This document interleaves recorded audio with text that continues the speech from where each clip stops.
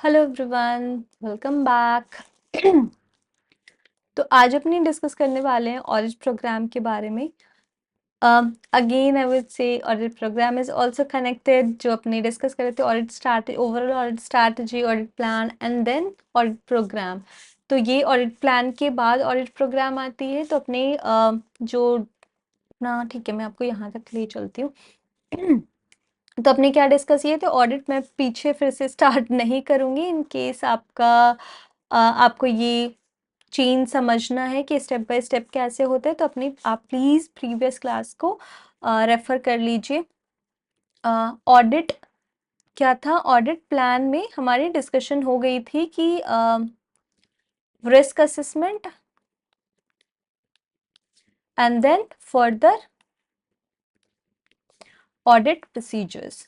ठीक है, ये सब टाइमिंग वगैरह का डिस्कस हो गया था कब कि कितना सैंपल टेस्ट करेंगे, time nature timing extent of ये एक्सटेंट ऑफ ये प्रोसीजर्स, ऑडिट प्रोसीजर्स की डिस्कशन हो गई थी।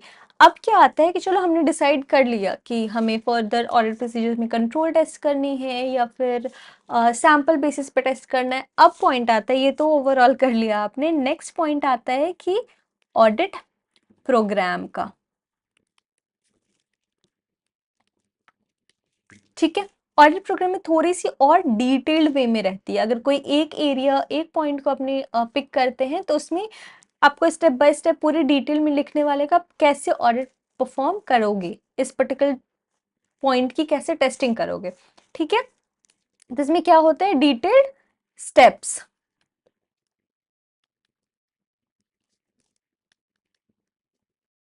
Of audit procedures. ठीक है, तो एग्जाम्पल के लिए अपने डिस्कस करते हैं यहाँ पे कि आपको सपोज लेते हैं कंट्रोल की अभी। ठीक है, फिर अपने डिस्कस करेंगे अदर सब्सटैंटिव प्रोसीजर की, जिसमें हमने बात करेंगे किए थे कि सैंपल बेसिस पे लेंगे या फिर सब्सटैंटिव एनालिटिकल प्रोसीजर्स लेंगे। ठीक है, कंट्रोल की क्विकली समझते। कंट्रोल ना, पहले स्टेप क्या होता है, first point is understanding control, कि मैनेजमेंट ने इस कंट्रोल पे क्या लगा रखा है। ठीक है, फॉर एग्जांपल अपने लेते हैं अटेंडेंस का, कि एम्प्लॉय जो अटेंडेंस आते हैं उसमें कंट्रोल रहेगा कि सारा कुछ मैनुअल कुछ नहीं है, किसी को सबको एक आई कार्ड दिया हुआ है, आई कार्ड पंच होने से वो इंटर का हो पाता है। एंड देन कोई मैनुअल कंट्रोल एक रहेगा कि गार्ड खड़ा हुआ रहता है जस्ट टू चेक कि कोई थर्ड पार्टी नहीं आ रहा है, किसी एक का कार्ड कोई दूसरा नहीं यूज कर रहा है। तो ये सब अंडरस्टैंडिंग हो गया कंट्रोल का। सेकंड पॉइंट होगा कंट्रोल अट्रीब्यूट्स।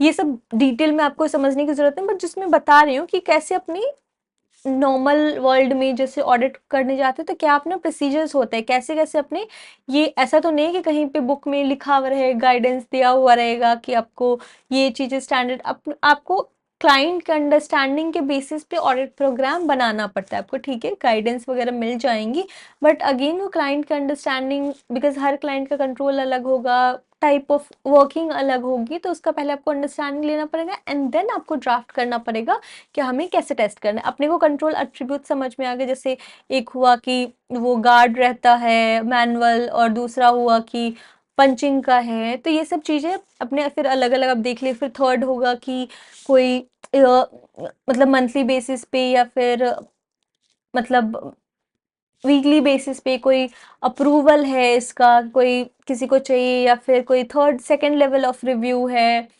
तो अगर ये सब कंट्रोल का पार्ट है तो अपने कंट्रोल अट्रीब्यूट करते हैं एंड देन फिर अकॉर्डिंगली चेक करते हैं। ये तो कंट्रोल का हो गया। लेट्स टॉक अबाउट किसी नॉर्मल वाउचिंग का।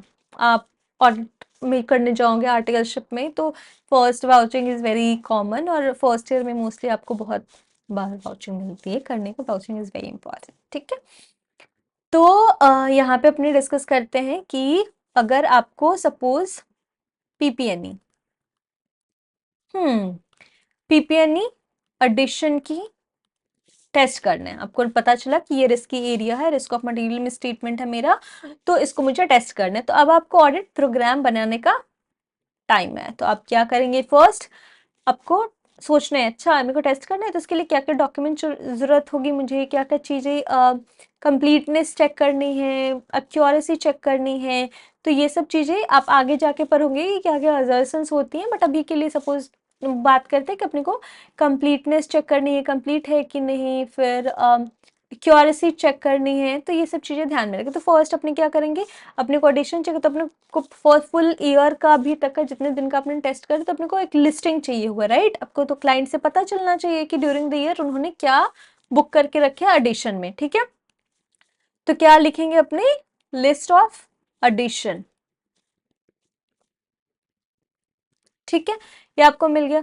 सेकेंड पॉइंट आपको होता है, आपको आपकी रिस्पॉन्सिबिलिटी होती है चेक करने की कि ये लिस्ट जो मिला है वो सही है कि नहीं, ये कहीं टोटल से मैच कर रहा है ना। तो आपको क्या होना, बहुत बार ये लोग क्या बोलते हैं, फिक्स एसेट्स रजिस्टर में नहीं होती है, एक रोल फॉरवर्ड जनरली बताते हैं, fix assets role forward.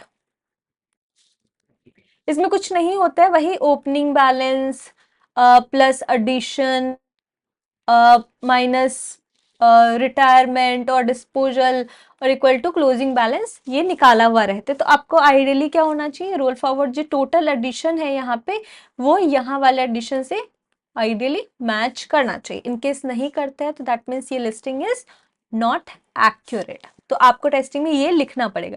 Third part अपने आप बोल सकते हैं कि इंक्वायरी टू द मैनेजमेंट, कि मतलब कोई सब कुछ किया हुआ है कि नहीं टाइम पे।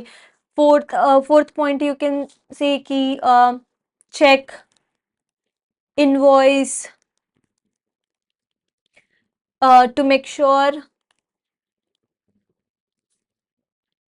amount is matching, or maybe next point you can talk about like during the year में वो टेस्टिंग मतलब जो इनवॉइस की डेट है वो अकाउंटिंग पीरियड में हुआ तो you can check period as well कि सेम पीरियड में रिकॉर्डिंग हुआ है कि। तो ये सब मतलब एक डिटेल में आप accordingly. Next point you can talk about mathematical accuracy, कि कुछ टोटलिंग में तो नहीं गलत हो गया चीज़ें, पॉइंट्स तो एडिशन में ऐसा तो नहीं है कि दो तीन को सही नहीं किया। तो ये मतलब ओवरऑल एग्जांपल है कि अपने ऑडिट प्रोग्राम में इतने डिटेल में हर एक एरिया को लेकर, हर एक पॉइंट को लेके अपने डिटेल ऑडिट प्रोसीजर्स उसमें लिखते हैं, ठीक है। Now will just quickly check institute का मैट एंड देन वहां से अपने कवर करेंगे, ठीक है।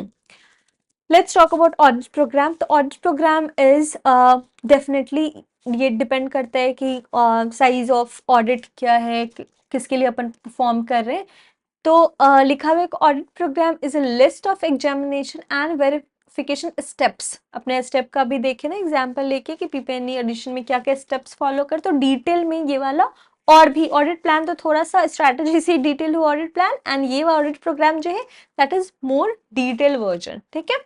Steps to be applied and set out these in such a way that the interrelationship of one step to another is clearly shown and desired। जैसे अपने क्या दिखे कि जो लिस्टिंग ऑफ एडिशन है उसी से अपने सैंपल सेलेक्ट किए होंगे, राइट। तो उसमें रिलेशनशिप है, राइट।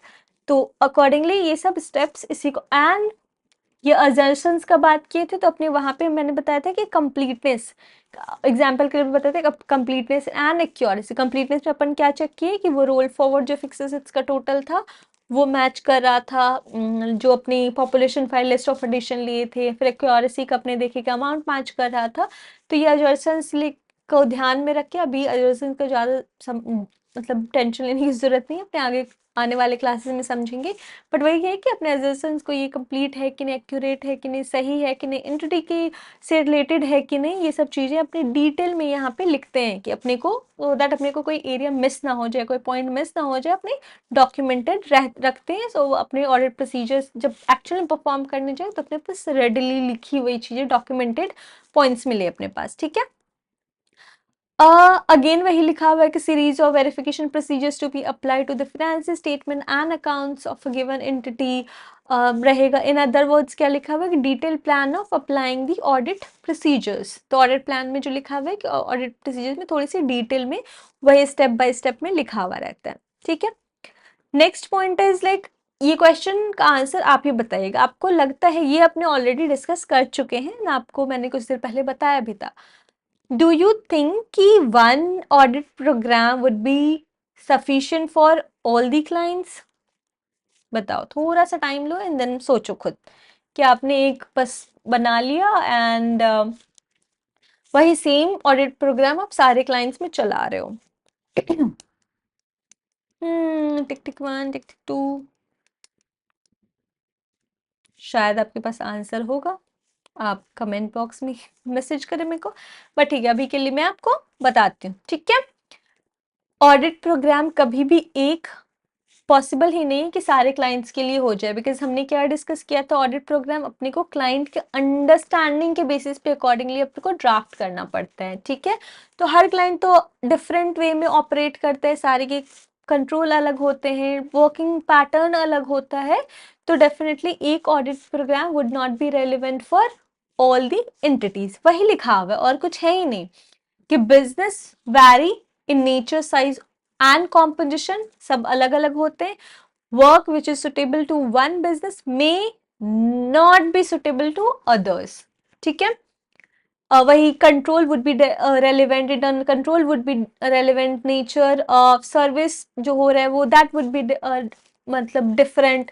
तो नटसेल में वही समरी अपने जो वही समझे कि one audit program would not B, it's not फैक्टेबल practice, it's not possible to have like one audit program for all the or maybe different types of entities। तो मतलब वही हुआ कि नहीं कर सकते अपन, तो अपने को हर ऑडिट प्रोग्राम अपने को क्लाइंट के लिए on the basis of understanding of that particular client अपने को ड्राफ्ट करना पड़ता है। ठीक है, समझ गया आपको? आगे होगा, इनकेस नहीं आया होगा तो please let me know and then I will help you with that. Have a good day, bye bye.